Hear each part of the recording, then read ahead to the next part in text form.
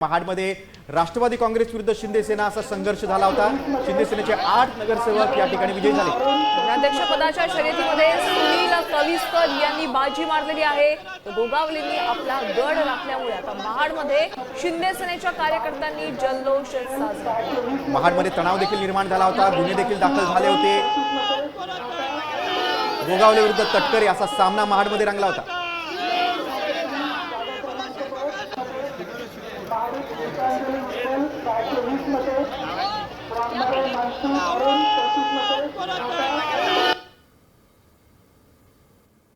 त्यामुळे एकनाथ शिंदे साहेबांची ताकद काय ही पुन्हा एकदा महाराष्ट्राच्या नागरिक भागानं दाखवून दिली आणि आमचा एकच स्टेट आहे गरिबांचा, तो भरत स्टेट आहे आणि भरत शेटनी पुन्हा एकदा दाखवून दिलं की त्यांच्या नॅपकिनचा नाद कोणीच करायचा नाही। श्रीवर्धनमध्ये देखील आम्ही जिंकलो, महाडमध्ये देखील आम्ही जिंकलो, कर्जतमध्ये देखील आम्ही जिंकलो, सिंधुदुर्गमध्ये देखील आमचा रिझल्ट चांगला आहे।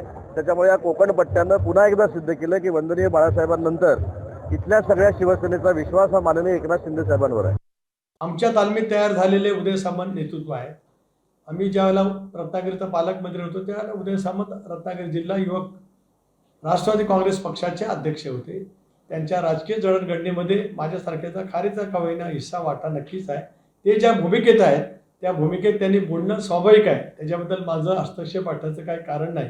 माझं आत्ता जे बोलले ते अनकट त्या ठिकाणी दाखवलं, पण बोलताना थोडंसं सामंजस्य, थोडंसं जरा समन्वय, जबाबदारीने बोलावं अशीच माझी माफक अपेक्षा त्यांच्यापासून आहे।